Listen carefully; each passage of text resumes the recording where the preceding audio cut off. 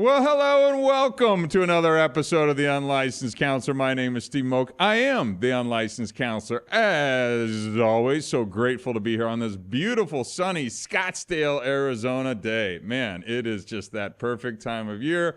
Don't mean to brag on my city, but man, it's the good stuff that's going on right now. Hope you're enjoying the world wherever you're at as the springtime is kind of rolling out there into the world. Got some fun stuff I want to dig into and talk about today on the episode. Again, we're kind of continuing. It's actually going to be the last part of the 4-part series on vices. And today I want to talk about lying. Now, you may or may not think of lying necessarily as kind of your traditional vice, like smoking, drinking, gambling, girls, whatever it is. But I think it's one that we all participate in a little bit more than we think. And I'd like to start talking about why, right? What is lying? The reasons why people lie. What is a compulsive lie? Or how do we stop lying and change that behavior? So it's just some stuff, and again, I know we're all guilty of this. But I've really made a change in my life. Not that I was lying so much, but sometimes you would just leave little parts out here and there. And I'm like, why do I do that? Or if, just little things along the way. And I've been thinking about it a lot. And I'm like, let's just bring it out into the open. Let's talk about lying a little bit more. So had that on my mind. And then again, we're still going to go out and repost. I'm going to re-record, Robin. Let's go ahead and do the, book me down for that sex addiction talk. And we'll go ahead and post that one out into the world as well, too. It's an interesting topic. That was caught in kind of the in-between, that start and stop of the movie or the move to the other studio and back. So let's get it back in-house and keep it on over here. But before we dive back into all that, I want to say a big thank you to our friends over at ShareTech. Go to betterdrugtest.com. Look, this is a company I've been involved with for years now, and I'm proud to have them as a sponsor on our show. If you listen to this show, we talk a lot about drug and alcohol addiction. That means you may be in the market for an at-home drug and alcohol screen. Honestly, there is not a better choice in the market than the ShareTech drug test. Go to betterdrugtest.com. Again, it's going to tell you the levels of the substance. It's done from the privacy of your own home, but it's sent to a lab. It can't be cheated. This is not your Amazon, your Walmart, CVS, pee in a cup, look at the strip, see if you see something or not. This is an accurate lab-based test done discreetly from the privacy of your own home. So go to betterdrugtest.com. And again, big thanks to our friends over at ShareTech as well. And we're rooting for them and their continued success as well, too. Always like to talk about the work that I'm doing on the nonprofit side as well, too. Go to the stopstartshere.org. That is youth drug abuse prevention, solely focused on social media. Again, we believe that the 1-hour school assembly talking about the dangers of drugs and alcohol is nice, but it's 2024. We think we need to have a more consistent and reinforced message around youth drug abuse prevention, and we're going to do that via social media. That's what everybody's looking at, right? So we take this stuff very seriously and look for our bold, edgy content that we continue to roll out there as well, too. And again, shameless plug for the Unlicensed Counselor. Go give us a follow on all the usual social channels. Still working on getting that YouTube channel up and going. I think we're at like 11 or 12 people. It's a slow journey over there on the old YouTube world. But again, continue to support us, and we sure do appreciate that. So back to the topic du jour, right? So what is lying? Let's just kind of set the stage for what is lying. I know we all know what a lie is, but honestly, lying is a complex behavior with various psychological and social dimensions to it. It involves kind of making a statement that the speaker knows to be false, especially with the intent to deceive, mislead, or kind of confuse someone else. So let's dig into really kind of what is lying and the ways that you can kind of lie, right? And I believe strongly in all these, and actually we even had some pre-show discussion around this as well too. But the first one is deception, right? So intentionally providing false information to another person. I mean, that's just an outright, what do they call it, bold-faced lie, where you're just telling somebody information that is just inaccurate. Sometimes I feel like this is the way our news operates sometimes in the world these days, but I'm not sure. Maybe that's just this unlicensed counselor's view on it. But the second thing is fabrication, right? So creating a narrative or fact that is untrue. So that's kind of making things up out of thin air or kind of, spinning the story in a certain way that it's just not accurate or is outright untrue, right? So I'm sure we all know people, or we've done it ourselves, or been on the receiving end of kind of fabrication of stories and things like that.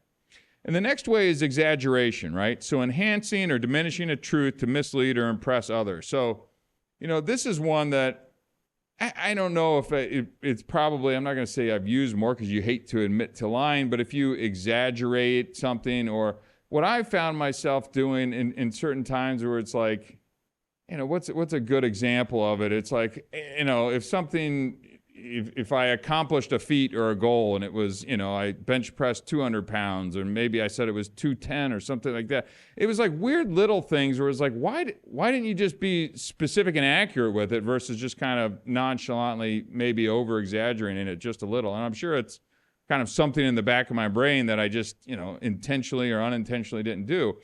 So it's just something that I've thought about, and I'm like, why do I do that? What compels me to do that? Or why does it just kind of happen automatically, right? Now, this next one is one that we were actually talking, Robin and I were talking before the show about when I said we were going to talk about lying today. And this is, lying by omission, right? And she agrees, and I agree, that this is 100% lying. Not disclosing or leaving out the critical information to manipulate the perception of truth is lying, right? Not giving someone the full story, not being totally clear. Early on, in my divorce, right, I felt like this was happening a lot of the time when my communication with my ex-wife, right? It was like, wait a minute, actually, I could probably check a lot of these on my list that I did in the show prep here, but let's just talk about omission right now. It was like she would be leaving out important pieces of elements about maybe where they were with my daughter or where they were staying and different things like that. So she wasn't telling me a mistruth necessarily, at least that I'm aware of, but omitting things, and then you find out when your daughter would come back and say something, you're like, wait, what? That wasn't disclosed to me, or something like that. We've all been there, right? And we've all done this as well too. But let's be very clear that this is a form of lying as well too. And if you have someone who's maybe a habitual omisser, all right? Omitter, right? That's the word that we're looking for. That is the same as lying here. So let's not let that slide while we're kind of thinking about this in lying as well too. And then the last point about kind of what is lying is denial. So refusing to acknowledge the truth or reality of a situation, right? If you're flat out just denying, and you know that it's, not acknowledging the truth or the reality of whatever the situation is, that is a form of lying as well too. So, I just wanted to set the stage at the beginning of the discussion today around kind of what lying really is. So now let's go to maybe reasons why someone would lie. So kind of digging into that psychological side around why exactly someone would choose to do this. And I do think it's interesting.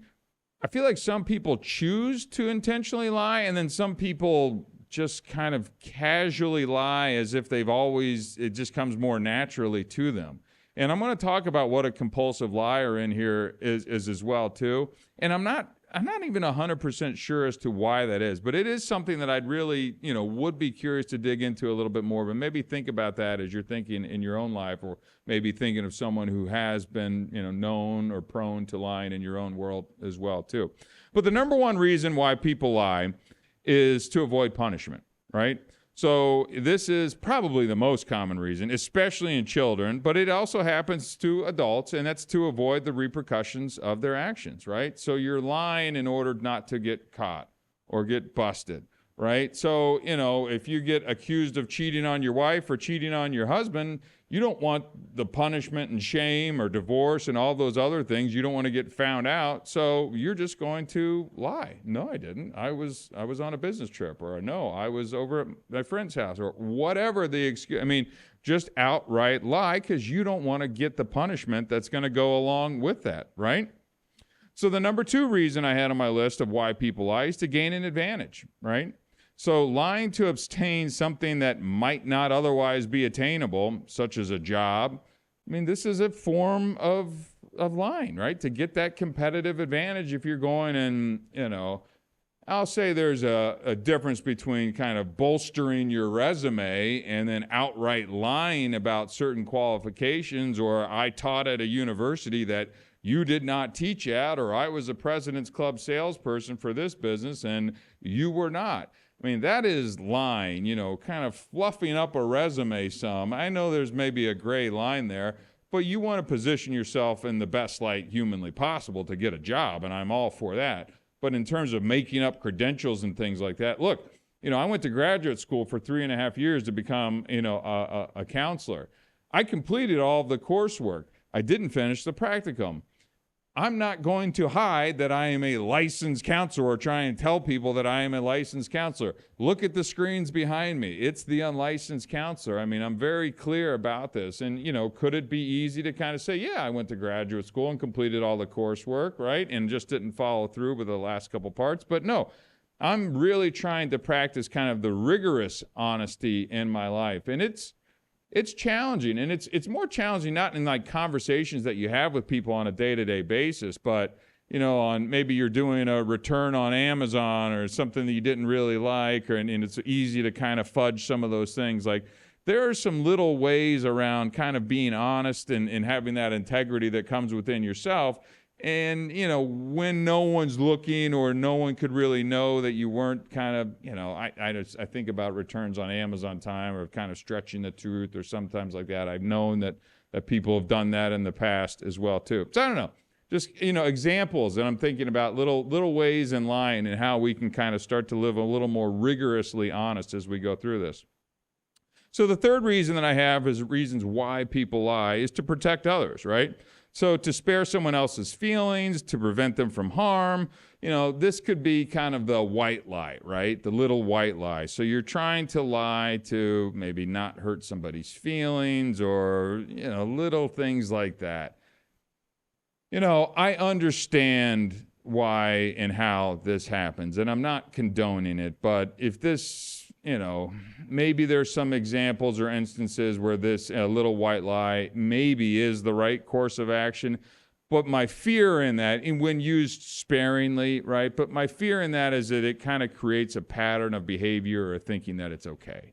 And that's what I really don't like. You go out on a first date and, maybe you didn't really connect with that person or something like that. And maybe you tell a little white lie that this wasn't, it's not the right timing for me, or I'm getting back together with my ex, or something kind of innocuous to kind of, not hurt the other person's feelings as you're going to go through it. It seems like an all right thing to do, and I'm not even sure. I'd have to think it through. It's probably better just to be honest with that person of, hey, I didn't really feel that connection. I appreciate your time. It was very nice to meet you. But, those are some examples of like the little white lie things that I just am afraid they can start to get into that slippery slope thing. And all of a sudden now it's a pattern of behavior. And now we really got some issues. All right, number 4 reason why people lie, is to protect themselves, right? So to protect one's image or reputation or to avoid embarrassment, right? Again, another little examples of how, lying can create these patterns of behavior in your own life. It's like, I remember running a race and I think I was injured or I didn't have my best effort or something like that. And it was somebody be like, oh, what was your time in the race? And I didn't outright lie, but I might have down rounded on the time a little bit more. And then I get back and I'm like, but why? Like, hey, they don't care. They're not going to go check that. Why not just be completely honest and just say it wasn't my best time? So if I ran a 40-minute 5K or something like that, and I was like, I was in the high 30s or something like that, or it's little things like that, again, when I'm looking at I'm no saint.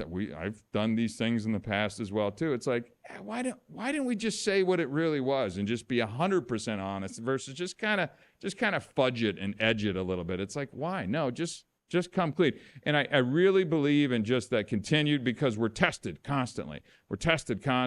And are you passing these tests? Are you being 100% honest all the time? And that's challenging. It's just challenging, especially if you've developed some bad habits over the years of just kind of letting little things slide, right? And how you kind of catch yourself. You almost have to be like, catch yourself at the moment and be like, okay, no, I didn't run a 39:57.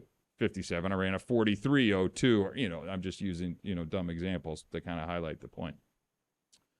So number 5, a reason why people lie is for personal benefit, right? To gain financially, socially, or personally in some way. You're at the dinner party and you're kind of, maybe exaggerating a story or lying about places that you've been to kind of put yourself out there in the world to kind of puff yourself up. maybe there's some type of deal that if you're able to kind of tell them that you have some credibility or something along the way that you can kind of get an edge on some things, and you'll stand to gain from that personally, financially, professionally, in whatever social circles you run in, right? I mean, just another simple thing that we've probably all been in that situation or have seen others kind of doing that. And you're like, I know I didn't do that, or that's not their background or whatever it is, right? Number 6 is to control or manipulate, right? So lying can be used as a tool to control a situation or people's perceptions of actions, right? That definitely sounds like the news these days, but sorry, I didn't come onto this episode to start bagging on the news, but it's just like the control and the manipulation of the narratives and the stories are just, there's no greater example, it feels like. And I'm not saying right or left. I think both sides are equally as bad. I think over time, some sides have proven out some of their things a little more accurately when you look in the rearview mirror. But both sides are guilty of all this thing because they're trying to just sell ads, right? No, but lying really is a form of controlling and manipulation, right? And I've seen that in relationships. You see that, in divorced families and couples with custody situations and things like that. And that stuff gets really ugly and painful, right? So, it makes me just sad to even think about it. And then a couple more reasons why people lie: for entertainment. Some lie for the sheer thrill of it and how to test, see if other people are gullible. Like, are they going to believe this? And that's where, and I'm going to hit on this next, is that compulsive liar part start to come into play here. And, because people have said, well, what defines kind of a compulsive liar? And I think that that's one of those actions where they're just kind of doing it for the thrill of it, just to kind of test people and see. I remember growing up, I had some people like that, and I'm just like, what? Like, no, I know you. I know you're like, you're just making that out of whole cloth. So it's like, is that just entertainment? Is you just trying to get a rise out of somebody? Interesting stuff, right? And the last but not least, out of habit. Some individuals get into the habit of lying where it becomes a reflexive response to many situations. And that may be the worst of all, right? Is that you've just been doing this for so long, and maybe politicians are kind of like this, and they just start to believe, and then you're insulated by the people that are around you. And it's like, you've just been saying the same things over and over again. It doesn't make them true, right? It doesn't make them true at all. Just because you keep repeating the same story doesn't mean that the first lie that you told out is now a truth. But I think that people get into these habits, and that's where the scary stuff is. And then when you get found out, it's like, well, how am I supposed to believe you? Like, how am I supposed to believe anything that's coming out of your mouth when you've just been repeating these same lies knowingly, over time? And some people will use multiple reasons like this as well, too, and in multiple ways, from deception to fabrication to exaggeration to omission and denial. So, I mean, I'm just putting all this out there so you can be, kind of on the up and up of when you're having conversations with people and you're going, what in the world is going on? So, all right, that leads me to kind of what a compulsive liar is, right? A compulsive liar is someone who lies out of habit. Exactly what we were just talking about. Is that lying feels so natural to them that the truth may feel uncomfortable or boring. These individuals will often lie for no personal gain, no obvious reason, and may even tell lies that are easily disprovable, right? In the research that I've done and kind of the courses that I've taken, the causes of compulsive lying are not really fully understood. But, the best guesstimate is really that these are linked to underlying psychological issues, desire for attention, low self-esteem, and then occasionally mental health disorders as well, too, that you're just kind of more prone to this type of thing. So, be aware that if there's somebody that maybe is engaging and just happens to tell a lie in one of these ways, shapes, or forms, be highly aware if you find someone who's repeatedly doing this, because that compulsive liar kind of thing, that's scary stuff. I mean, now, how do you know, how can you believe? And maybe that they have some real information that's really important and valuable, but again, it's the boy who cried wolf kind of thing, and it's like, you've burned me so many times, how am I supposed to believe this piece of information that you're sharing with me now, right?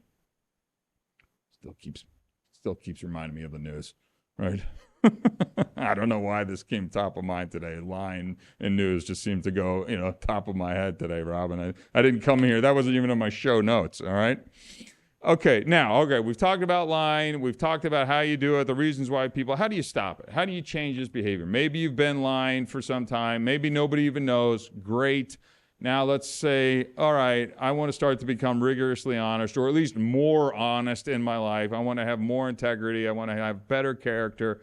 Because again, lying, to another person is one thing, kind of lying or omitting or doing things when no one's looking. That's a whole other ball of wax. And that's where I'd like to see people start to strive to be. And it would just start to move that way ever so slowly. As usual, these things kind of start with acknowledging the issue, right? Recognizing and admitting to yourself that lying is a problem, right? It all comes back to the 12 steps. I mean, it's even what they say in the rooms of AA as well, too, is you got to, admit that you have a problem. And the same type of thing, and it makes sense. And, that you got to be able to admit that you have a problem with lying or maybe, omitting or not telling the truth 100%, right? So number 2, let's think about understanding the underlying causes, right? Why do you or does one feel the need to lie, right? Whether it's fear, is it insecurity, is it judgment, is it desire for approval? After maybe you've had a conversation where maybe you exaggerated a little bit, or maybe you told a white lie or something like that, maybe go back to the house, you have it on your mind, and then start to think, why did I do that, right? Was it just out of habit? Was I trying to impress someone? I think that's normal, right? We like to impress people, maybe telling them you went somewhere that you didn't, or, I don't know. There's a million reasons why to. But when you get back and you know you've done that, think about why you did it. And I want you to think about why you did it so that when the next time you're in that situation, you can maybe have the thought and see if you can choose, route B over A, right? Instead of just doing the same thing that you'd always did, maybe you can try and take a different approach, right? All right, number 3, and these always make it onto my list as I talk about, no different here, seek professional help, right? Therapy can be particularly useful and effective for compulsive liars to address the underlying issues. And again, if you got a mental health condition, I hope you're seeking help for that as well, too. And maybe the lying is kind of a byproduct of that as well, too. So, if you find yourself kind of having these like, why do I keep doing this? Like, I don't even want to be doing this. Let's sit down with somebody. Let's share openly and honestly, and not omit anything about what's going on so that they can maybe give you a little professional help, right? And number 4, let's just start practicing honesty, right? Let's start with small truths and gradually work on being more honest in challenging situations. One for me here is, in relationships, whether it's family or loved ones or, dating or whatever it is, it's like being honest about your feelings and being able to say them as well, too. And it's never that I was lying, but it's just like it's hard to extract it out of me as a guy. And I'm not using that as a cop-out or anything, but it's like to say I love you or I'm hurt or I'm sad or that made me feel bad. So, and again, then the default position a lot of times for me, and I know for other guys, would be anger and things like that. So if you can be honest with your partner about these things and actually share some of those feelings and you're practicing honesty and being able to say those words, you're probably going to save yourself a lot of stress and hassle over the course of your life as well, too. And I've seen that as an area for me to start to practice more honesty in my day-to-day as well, too. Work in progress. Don't have this all dialed in. Unlicensed counselor does not mean perfect person over here. I'll tell you that, as I'm sure others in my life would tell you that as well, too. Number 5 on the list, consider the consequences, right? So reflect on how lying has affected your relationships and your self-respect. Look, there's obvious big ones. You've cheated, you've blown all your money, you've got, you're doing things you're not telling your wife or your kids or, whatever it is. Start thinking about these things. Okay, maybe you've lied, maybe you've done it, but in that downtime, let's start to reflect on it. How is that affecting my relationship with my wife or my kids? Or what if they found out about I was doing this, right? Start thinking about those things ahead of time and see if that can start to mitigate some of the, the kind of impulse to lie, right? Number 6, find some support, right? Talk to a trusted friend, a family member, support group, clergy. Let's look for some encouragement, maybe some accountability, right? If you go to a church or if you have a men's group or whatever it is, you don't necessarily need to announce it to the group, but if you got a trusted friend, be like, look, you know what? I've just found that I'm just stretching things a little bit. I'm not saying everything that I feel like I need to be saying. Like, I would like to be a little more honest, right? I keep using the term rigorous honesty, which is something I strive for in my life. And then maybe just have some one-on-ones and see if you guys can meet for coffee every so often and be like, hey, how's it going? All right, still struggling with this? What's going on? How can I help, right? I got 2 more on my list, and then we'll call it an episode. How about developing new coping strategies, right? So learning healthier ways to cope with anxiety, stress, or whatever triggers that impulse to lie. Right? So finding a new way instead of kind of just immediately blurting out a lie to kind of position yourself or impress others or whatever. Find another way to kind of deal with that situation instead of just defaulting to the lying position, right? Look for other ways to kind of, relieve that anxiety or that stress, which I think is where oftentimes some of these lies come from. And last but not least on the list, be patient and be kind to yourself during this process, right? Changing these deep-seated habits takes time. Setbacks are going to occur. You'll probably slip up from time to time. Go easy on yourself. These are a process. And that's why I always like to say you got to practice these things and practice it in small kind of what seem like inconsequential ways. And I think over time that you'll start to rewire your brain and that pattern of lying will start to shift away, right? Look, this is a challenging one. There's so many, there's the big lies, there's the little white lies, there's the omitting stuff, it's the saying stuff to impress others. But I think if you really do an honest assessment of who you are and how you want to be and kind of strive for, again, I use the term rigorous honesty, I think you can start to get there. And in 6 months, 12 months, all of a sudden you're going to be like, you know what, that was a really great exercise that I kind of embarked on to try and just be more honest with myself and be more honest with the people around you and really not get stuck in kind of some of these patterns that you've maybe been stuck at over the last couple of years. So had that on my mind, thought it was an interesting topic, wanted to just throw that out there to the audience to kind of get your thoughts. It's something that obviously is going to impact our lives on a day-to-day basis. So hope you got a lot of value and benefit out of it as well, too. And if you have somebody that's kind of coming to mind on this topic, send them this episode as well, too.